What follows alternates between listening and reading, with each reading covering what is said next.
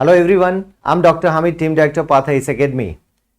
जितने भी पेरेंट्स मुझे सुन रहे हैं, देख पा रहे हैं, उनके दिमाग में एक बड़ा सवाल आता है कि 12th के बाद हम आईएएस की तैयारी कर सकते हैं या नहीं कर सकते हैं।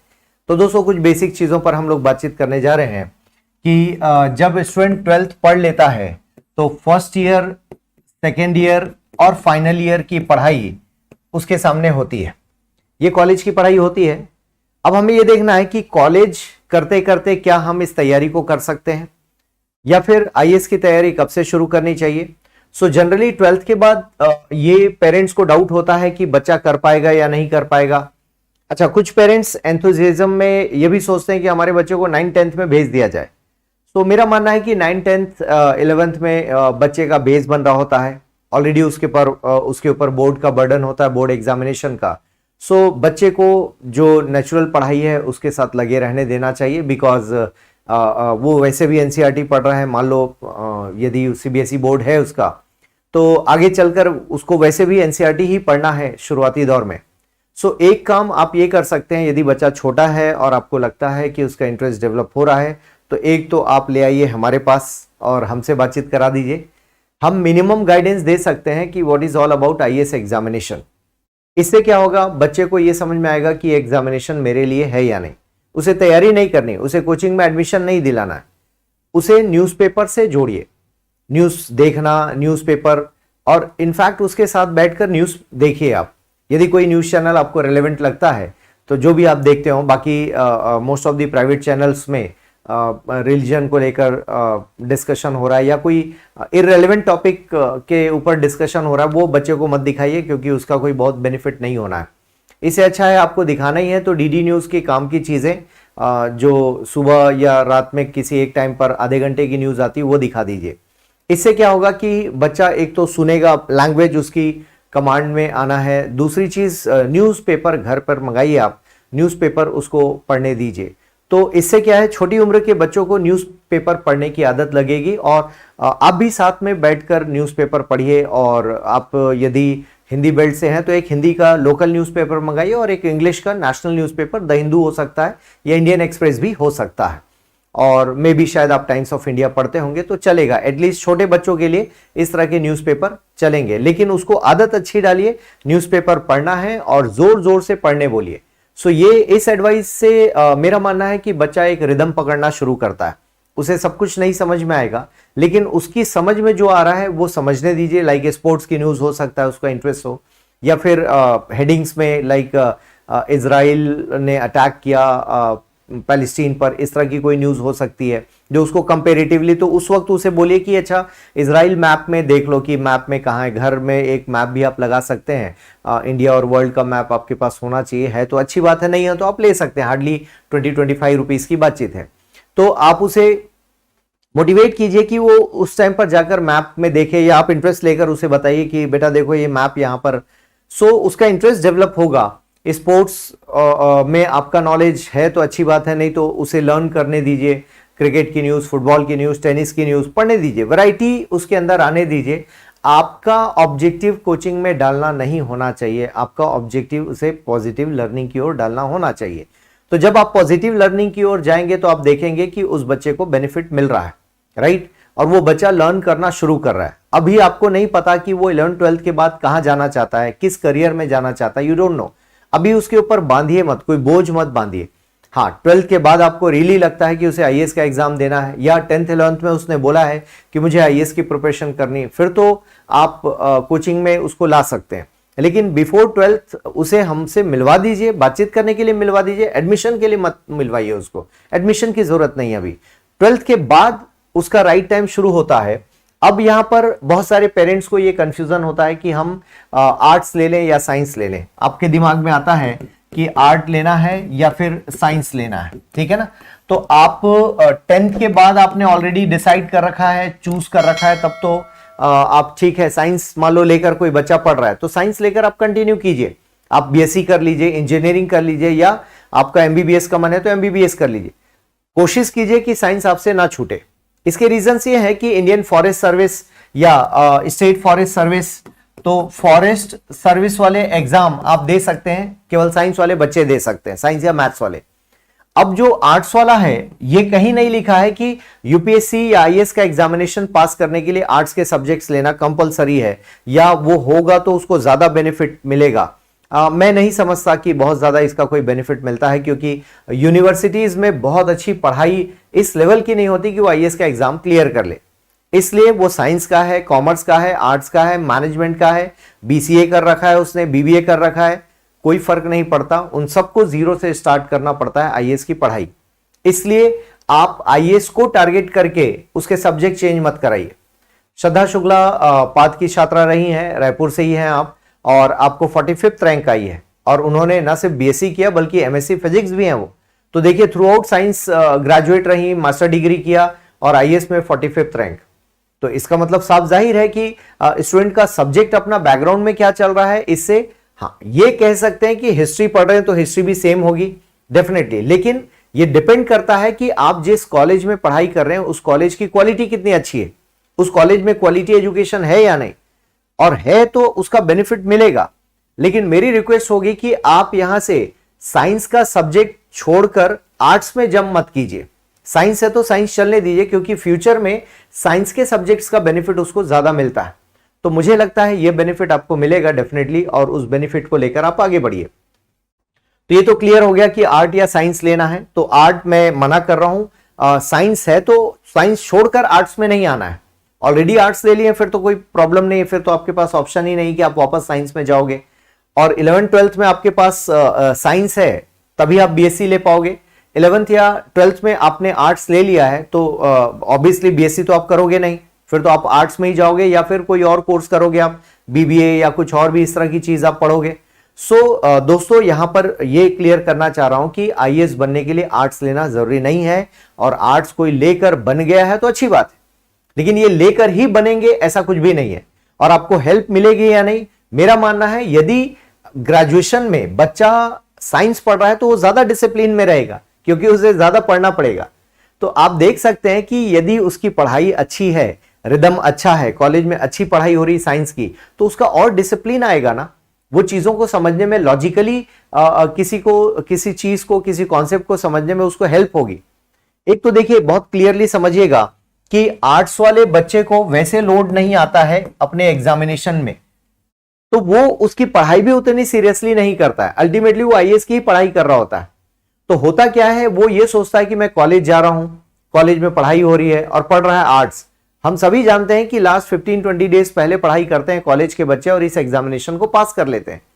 तो कॉलेज का लोड उसके ऊपर तो वैसे आया नहीं, तो वो वहां पर क्या करता है, इनडिसिप्लिन हो जाता है। मतलब वो कॉलेज आवर्स में बहुत सीरियस नहीं होता और उसे लग रहा होता है कि मैं कॉलेज जा रहा हूं, और अपने कॉलेज में जाकर वो टाइम वेस्ट करता। ये आर्ट्स के मामले में हो रहा है। अब मान लो यहीं पर बच्चा साइंस लेकर पढ़ रहा है और साइंस के कॉलेज में, तो उसका शेड्यूल अच्छा खासा होता, वो वेल डिसिप्लिन बच्चा होता है, क्योंकि साइंस में लोड ज्यादा है, उसको पढ़ना भी पड़ता है। तो कॉलेज के टाइम पे एटलीस्ट वो पढ़ाई कर रहा है, कुछ तो बेसिक्स उसके जा रहे हैं अंदर, और उसको सिटिंग कैपेसिटी डेवलप होती है। तो जब उसकी सिटिंग कैपेसिटी डेवलप होती है तो बहुत इंपॉर्टेंट है कि वो आईएएस में भी अपनी सिटिंग कैपेसिटी को इस्तेमाल करता है। आप अक्सर देखिएगा जो टॉप रिजल्ट्स हैं वहां पर आप देखेंगे तो क्यों आईआईटीएन और आईएम्स के रिजल्ट्स फटाफट मिलते हैं हमें, मतलब वो आईएएस का एग्जाम क्यों क्रैक करते हुए नजर आते हैं। ऐसा नहीं कि उनको भगवान ने अलग ब्रेन दिया है, ऐसा इसलिए कि उनकी प्रैक्टिस अच्छी है, उनकी सिटिंग कैपेसिटी अच्छी है, वो बैठकर घंटों पढ़ाई कर सकते हैं विद कंसंट्रेशन। ये हैबिट कहां से मिली उन्हें, अच्छी पढ़ाई करने से। तो साइंस वाला बच्चा ज्यादा पढ़ाई करता है। आर्ट्स वाले बच्चे के साथ यह है कि उसे शॉर्टकट्स पता है, क्योंकि उसका एग्जाम इजी है, उसका ब्रेन बहुत अच्छा है, बहुत रिसेप्टिव ब्रेन है, ज्यादा टैलेंटेड है बच्चा। तो वो आर्ट्स उसके लिए ऐसे बाएं हाथ का खेल है, 10 दिन पढ़ा, 15 दिन पढ़ा, जाके एग्जाम लिखाता है और पास कर जाता है। तो इसका मतलब ये हुआ कि वो अपनी सिटिंग कैपेसिटी को कंप्लीटली इस्तेमाल नहीं करता। तो मेरी सलाह में यह है कि यदि बच्चे के पास साइंस है तो साइंस रहने दीजिए, आप चेंज मत कीजिए उसे। रीजन आई होप आप समझ गए होंगे, और ज्यादा आपको कंफ्यूजन है तो आप प्लीज पाथ आईएएस एकेडमी आइए और आप मुझसे मिल सकते हैं, मुझसे या डॉक्टर योगिता हुड्डा जी से मिल सकते हैं। आप आगे बढ़ते हैं। अब जब बारी आती है कि 12th के बाद हमें क्या इसे मैनेज कैसे करना है, तो आप फर्स्ट ईयर से उसे पढ़ने दीजिए, आईएएस की तैयारी करने दीजिए। यहां पर क्या होता है, हम बच्चे को एनसीईआरटी से शुरू करते हैं, कुछ और बेसिक अंडरस्टैंडिंग देते हैं, फिर यहां पर उसे द हिंदू न्यूज़पेपर पढ़ना सिखाया जाता है, कैसे पढ़ना है, क्या छोड़ना है, और उसको कुछ बेसिक मैथ्स करवाया जाता है, वो आगे जाकर उसको बेनिफिट मिलता है।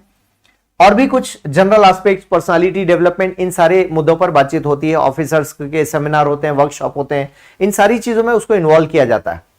तो इससे बेनिफिट क्या होता है कि बच्चा फर्स्ट ईयर में फुल कॉन्फिडेंस के साथ पढ़ाई करता है, प्लस कॉलेज की भी पढ़ाई करता है वो। फिर जब वो सेकेंड ईयर में जाता है तो हम लोग उसे फाउंडेशन कराते हैं। इसका मतलब ये हुआ आईएएस की जो बेसिक पढ़ाई है वो उसको करना है। बेसिक क्या मतलब, कंप्लीट कोर्स कवर किया जाता है।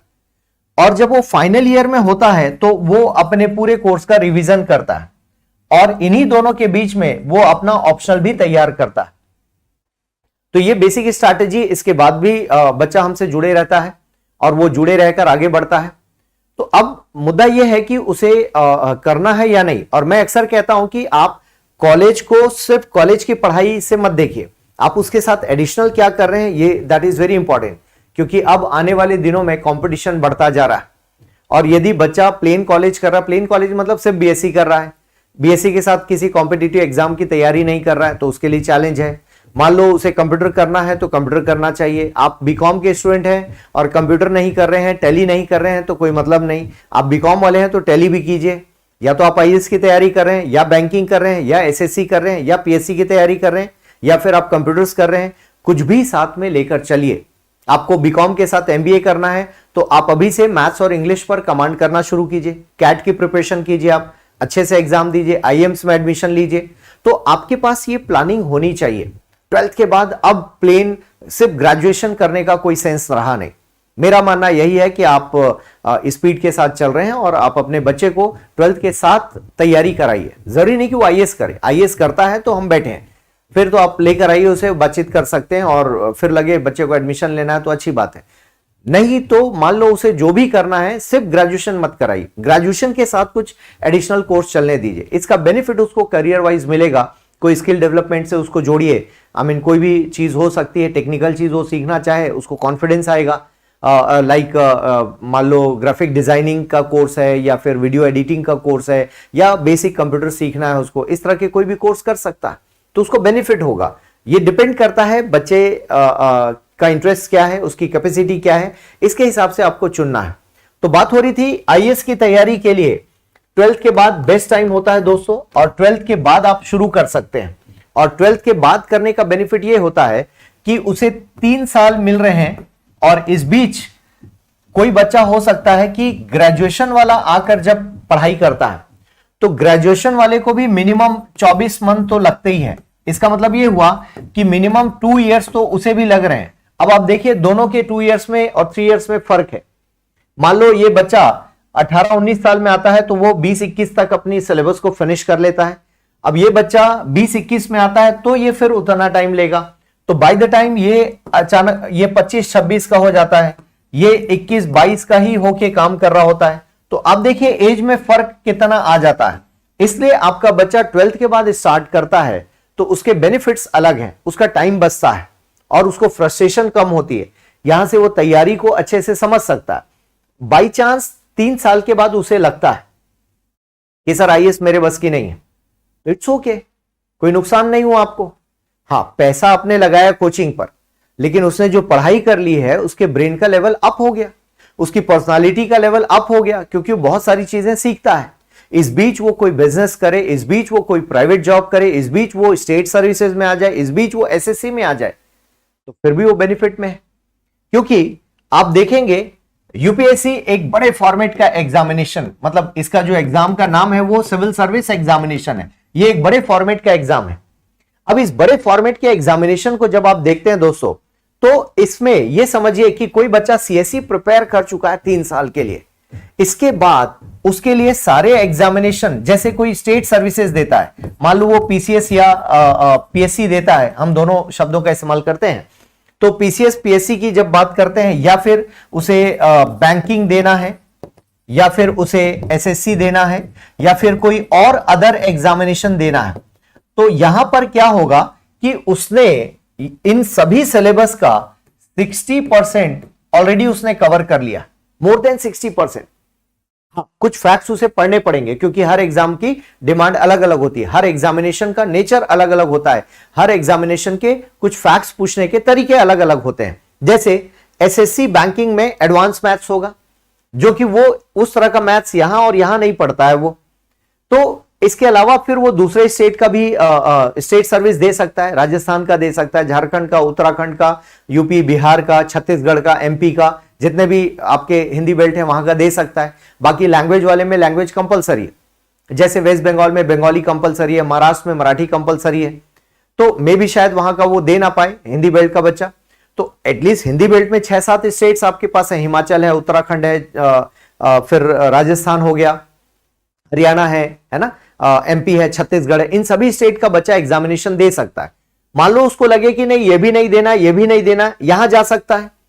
मान लो उसे लगता है नो सर ये भी नहीं देना है, तो एसएससी दे सकता है। फिर इसके बावजूद भी लगे नहीं सर कुछ और ही देना है, तो एटलीस्ट उसने जनरल स्टडीज को इतने अंदर जाकर पढ़ा है कि उसका बेस वैसे भी काफी मजबूत हो गया है। और आईएएस की तैयारी किया हुआ बच्चा, मुझे लगता है कि उसे कभी बेरोजगार नहीं रहना चाहिए, क्योंकि उसके अंदर एक अच्छा टीचर पैदा हो जाता है, उसका कंटेंट काफी स्ट्रांग होता है। और आजकल आईएएस की कोचिंग बहुत बड़ा मार्केट का फॉर्म ले चुकी है, तो वहां पर ढेर सारे एम्प्लॉयमेंट भी है। कोचिंग में टीचर, कोचिंग में कंटेंट राइटर, कोचिंग में बहुत सारे प्रोफाइल के जॉब निकलते हैं। और क्या गलत है यदि वहां जॉब करता है? मैं खुद एक कोचिंग वाला हूं। इट डजंट मीन कि आप कोचिंग को टारगेट करके तैयारी कर रहे हैं कि मुझे कोचिंग में जॉब करना है। आप आईएएस के लिए तैयारी कीजिए, नहीं निकलता है तो हताश होने की जरूरत नहीं है। आप स्कूल के अच्छे टीचर बन सकते हैं। आप जितने क्वालिफाइड टीचर होंगे, आपके बराबर कोई आगे नहीं लगेगा, क्योंकि आपने उन सारे सब्जेक्ट्स को पढ़ रखा है। और अमूमन एक नॉर्मल टीचर इतने सारे सब्जेक्ट्स को नहीं पढ़ता, वो भी हायर स्टडीज में जाकर। आपने बेस्ट लेवल पर पढ़ाई की, हिस्ट्री को अच्छे से पढ़ा, पॉलिटी, ज्योग्राफी, इकोनॉमी और करंट अफेयर्स के साथ पढ़ने की आदत हो गई आपको, तो आपका जो विजन और अप्रोच डेवलप हुआ है वो किसी और टीचर का नहीं हो सकता। तो इसलिए आईएएस का फेल किया हुआ भी बच्चा बहुत कॉस्टली अफेयर है, बहुत मतलब उसका रोल बहुत इंपॉर्टेंट है सोसाइटी में। इसलिए सभी पेरेंट्स से मेरी रिक्वेस्ट है कि अभी 12th में बच्चे को डालकर यह मत सोचिए कि हमने डाला और उधर से आईएएस निकला, ऐसा बिल्कुल मत सोचिए। First year, second year, final year पढ़ने दीजिए। किसी के यहां लिखा नहीं होता कि वो आईएएस बन के आ जाएगा या आईएएस बनेगा या नहीं। सर प्लीज बताइए आईएएस बनेगा या नहीं, तो ऐसे देख के बताना कोई चमत्कार वाली बात नहीं है। बच्चे को मेहनत करने दीजिए। हर किसी के डेटा रिसीव करने का तरीका अलग होता है, हर किसी के एनालिसिस का तरीका अलग होता है। Let him go with the classes. जब तक वो क्लासेस नहीं करता है, वो उसकी कैपेसिटी का पता नहीं चलता। हो सकता है बच्चा 12th में बहुत कम परसेंटेज लेकर आगे बढ़ा है, लेकिन आईएएस के एग्जाम में बढ़िया आंसर लिखता है, उसे मजा आ रहा है, एनालिसिस करता है, उसे इस तरह की पढ़ाई में काफी इंटरेस्ट आ रहा है। स्कूल में डल था, पढ़ता नहीं था, मे भी स्कूल के पढ़ाने का तरीका अच्छा नहीं लगा होगा उसे, कोचिंग में अच्छा लगा तो वो पढ़ने लगा, उसकी परफॉर्मेंस इंप्रूव हो गई। और आपने सोचा बच्चा चलो इसको टाइम पास कराना है आईएएस के लिए, और देखते हैं पता चला बच्चा बिल्कुल परफॉर्म कर रहा है टॉप लेवल पर। इसलिए जज मत कीजिए बच्चे को, उसे करने दीजिए, उसे अपना बेस्ट करने दीजिए। स्पोर्ट्स में जाना स्पोर्ट्स में जाने दीजिए, फोटोग्राफी सीखना फोटोग्राफी सीखने दीजिए, उसे रोकिए मत, बांधिए मत। हाँ, आईएएस का करना चाहता है तो मैं तो फिर बात कर ही रहा हूं कि आप आईएएस वाले बच्चे को ला सकते हैं। इट डिपेंड करता है, इट डिपेंड्स कि आप क्या चाहते हैं, ये बच्चा क्या चाहता है।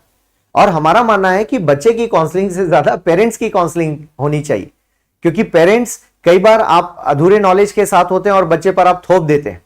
तो मुझे लगता है बच्चे पर इंपोज नहीं करना चाहिए, बच्चे को एक खुद के एनर्जी से उसे ग्रो करने देना चाहिए, और ऐसा हो सकता है। तो मेरा मानना है कि आपको लगता है कि आईएएस की पढ़ाई करने में बच्चा इंटरेस्ट ले रहा है और बच्चा सीखना चाहता है, तो पाथ आईएएस एकेडमी में आपका स्वागत है। और इससे जुड़े हुए वर्कशॉप, सेमिनार हम करते रहते हैं, और मेरे नीचे डिस्प्ले हो रहे होंगे एडवर्टीजमेंट, जिस डेट पर हम वर्कशॉप करने जा रहे हैं। तो आप बच्चे को लाइए, 12th के एग्जाम के बाद जैसी जरूरत है आप उसको लेकर आइए। और क्यों पढ़ना है, कैसे पढ़ना है, मिनिमम मैंने बता दिया इस वीडियो में। इसके अलावा भी आपको ज्यादा जानना है तो आप बिल्कुल वर्कशॉप में आइए या हमसे मिलिए। Path IAS academy Civil Lines मुख्यमंत्री निवास के पास ये एकेडमी है, और पाथ कैंपस हम इसे कहते हैं। आप बिल्कुल ला सकते हैं अपने बच्चों के साथ, खुद भी आइए, क्योंकि आपका समझना जरूरी है। क्योंकि बच्चा छोटा है, अभी उसके करियर को फिक्स मत कीजिए, हम भी नहीं करना चाहते। हाँ, लेकिन उसे मौका दीजिए परफॉर्म करने के लिए। बहुत अच्छे परसेंटेज के साथ पास हुआ है बच्चा, दैट डजंट मीन कि वो आईएएस बनेगा या पायलट बनेगा। आप पढ़ने दीजिए, उसे आगे बढ़ने दीजिए, वो क्या सोचता है पहले देखिए ना। बहुत बढ़िया परसेंट के साथ पास हुआ है 99, तो आईएएस बनेगा ही, ऐसा बिल्कुल नहीं है। ऐसा होता तो यूपीएससी कंडीशन रखती। तो मैं आपको बता दूं, यूपीएससी की कोई कंडीशन नहीं है। यूपीएससी कहती है कि आप ग्रेजुएशन पास कर चुके हो, 21 साल के हो चुके हो, और यही दो कंडीशन है, और इंडियन सिटीजनशिप आपकी है। तो वैलिड यूनिवर्सिटी से पास होना है, ग्रेजुएशन करना 21 साल, और इंडियन सिटीजनशिप, इतनी शर्तें हैं बस। और एज जब 21 साल वो लोग कैलकुलेट करते हैं, तो जिस साल एग्जाम देना है उसके 1 अगस्त को वो बोलते हैं कि आप 21 या 21 प्लस हो चुके हो, तब आप फॉर्म भर सकते हैं। सपोज 2024 का आपको मान लो फॉर्म भरना है। अब फॉर्म निकलेगा कब? फैब में निकलेगा। फैब 2024 को फॉर्म निकलेगा। तो उनकी शर्त क्या है कि 1 अगस्त 2024 को आपकी एज 21 या 21 प्लस हो जानी चाहिए। ठीक है ना, इस तरीके की डिमांड है। तो ये ध्यान रखिएगा, बाकी और कोई क्वालिफिकेशन नहीं चाहिए, कोई परसेंटेज की डिमांड नहीं है। तो इसलिए बिल्कुल गारंटी नहीं है कि बच्चा थ्रू आउट स्कूल का टॉपर है तो आईएएस की तैयारी करेगा या आईएएस बनना चाहिए उसे। हो सकता है वो पायलट बनना चाहता हो सकता है वो बहुत अच्छा आर्टिस्ट बनना चाहता हो सकता है वो बहुत अच्छा सिंगर बनना चाहता हो सकता है वो स्पोर्ट्स में जाना चाहता हो। तो उसके परसेंट को देखकर उसके करियर का अंदाज मत लगाइए। हाँ, पढ़ाई में अच्छा है तभी परसेंटेज आए हैं, बट पढ़ाई उसकी किस तरह की हुई है ये बाद में, क्योंकि देखिए स्कूल तक आप और हम सर्टिफिकेट के लिए टारगेट करते हैं। हमारे टारगेट एक ही चीज है कि बच्चा किसी तरह से 99 ले आए, उससे और ऊपर कुछ लाना है तो 100 ले आए, 100 के ऊपर भी कुछ मिल सकता है तो भाई साहब दे दो वो। तो ये इस तरह का हमारा टारगेट, ये फिजूल टारगेट है। ठीक है, हमारे देश में इस बात का लालच हो सकता है कि बच्चे को कितने परसेंट आए और हम सेलिब्रेट कर सकते हैं, लेकिन मुझे लगता है कि इससे ज्यादा जरूरी है कि बच्चा खुद को मैनेज कर सकता है या नहीं। बच्चा खुद को मैनेज कर ले, दैट इज वेरी इंपॉर्टेंट। बच्चा अपनी लाइफ में कॉन्फिडेंस के साथ आगे बढ़ सके, दैट इज वेरी इंपॉर्टेंट। तो पालकों से मेरा निवेदन है कि आप सर्टिफिकेट के पीछे मत जाइए, बच्चे के कॉन्फिडेंस के पीछे जाइए। वो कितना कॉन्फिडेंस लेकर आगे खड़ा होना चाहता है, वो समाज और देश को किस तरह से फेस करना चाहता है, क्या वो अपनी लाइफ में परफॉर्म कर सकता है। इसे परसेंटेज से जज मत कीजिए। यदि उसको कुछ देखना है तो उसे खुला छोड़ दीजिए और फिर देखिए वो क्या करना चाहता है। तो मुझे लगता है इस तरह की क्रिएटिविटी से आप बच्चे को आगे बढ़ने की अपॉर्चुनिटी देते हैं। तो इसलिए करियर को कभी भी परसेंटेज से जोड़कर नहीं देखना चाहिए, और परसेंटेज से जोड़कर देखने पर वही हाल होगा कि 99 वाला जो बच्चा है, 99% वाला बच्चा वो बेरोजगार घूम रहा है। क्योंकि हमारे देश में परसेंटेज से कोई रोजगार नहीं मिलता है। हमारे देश में ग्रेजुएशन करके कोई एम्प्लॉयमेंट नहीं मिलता है। हमें गवर्नमेंट जॉब चाहिए तो कोई ना कोई एग्जाम फाइट करना है, कोई ना कोई एग्जाम हमें देना पड़ता है। हायर स्टडीज में या टीचर बनना है, असिस्टेंट प्रोफेसर बनना है, तो भी आपको कोई ना कोई एग्जाम फाइट करना पड़ेगा। चाहे वो एलिजिबिलिटी टेस्ट है, नेट का एग्जाम है, नेशनल एलिजिबिलिटी टेस्ट, वो भी एग्जाम फाइट करना है। स्टेट में जाना है, टीचर बनना है, तो भी एग्जाम फाइट करना है। तो सभी पेरेंट्स से मेरी यही रिक्वेस्ट है कि बच्चे के कॉन्फिडेंस पर काम कीजिए, बच्चे को नई नई चीजें सीखने दीजिए, बच्चे को समाज में बोलने लायक खड़ा कीजिए। बच्चा अपनी लाइफ को मैनेज कर सके, इसलिए उसे उस रूप में देखना है। तो दोस्तों, मेरा मानना है इस तरीके से आप उसको लेकर चलते हैं, बच्चे को लेकर चलते हैं, तो डेफिनेटली बच्चे को हेल्प मिलेगी। और हम सभी समाज की हमारी जिम्मेदारी है कि हम बच्चों की इस जिम्मेदारी को बेहतर ढंग से आगे बढ़ाएं और उन पर थोपने की बजाय उनके अंदर जो नेचुरल टैलेंट है उसको हम पहचानें। और करियर गवर्नमेंट की जिम्मेदारी नहीं है, ये समाज और परिवार की जिम्मेदारी है। ये हमें सोचने की जरूरत है कि हम उसे लेकर कैसे आगे बढ़ना चाहते हैं। तो पेरेंट्स से यही रिक्वेस्ट है कि थोपिए मत, बच्चे को नेचुरली आगे बढ़ने दीजिए। जरूरी नहीं कि वो अपनी लाइफ में आईएएस बनेगा तभी महान होगा, उसे एक अच्छा इंसान बनने देते हैं। और अच्छा इंसान कोई भी हो सकता है, एक स्पोर्ट्स पर्सन, एक इंजीनियर, एक मैकेनिक, एक पायलट, एक आर्मी पर्सन, एक पुलिस वाला, एक आईएएस, एक आईपीएस, कोई भी हो, एक व्यापारी, एक टीचर, कोई भी हो। अच्छा इंसान होना अलग बात है, करियर का अलग बात, करियर होना एक अलग बात है। तो आईएएस बन के अच्छा इंसान ना, अच्छा इंसान बन के आईएएस बनना, ये ज्यादा इंपॉर्टेंट है। तो मुझे लगता है कि हम सब अच्छे इंसान बनाने की ओर प्रयास करें। बाकी शिक्षा व्यवस्था अपनी जगह काम कर रही है और आपकी और हमारी जिम्मेदारी है उस ओर भी हम आकर बढ़े। तो दोस्तों, पाथ आईएएस एकेडमी में आप आइए, आपका स्वागत है। बच्चे के किसी भी तरह के डाउट्स हैं, उसके करियर रिलेटेड कोई डाउट है, आपको लगता है कि आप नहीं समझ पा रहे हैं, तो हमारे पास जो नॉलेज है वो हम आपसे शेयर करेंगे डेफिनेटली। और अधिक जानकारी के लिए आप हमसे मिलिए और आकर बातचीत कीजिए। डॉक्टर योगिता हुडा है जो करियर काउंसलर हैं, वो भी आपसे बातचीत करेंगी। और आप टाइम ले लीजिए हमसे बातचीत करने के लिए, मिल लीजिए। सिविल लाइंस में हम स्थित हैं, बहुत ईजीली अवेलेबल हैं आपके लिए। थैंक यू, धन्यवाद।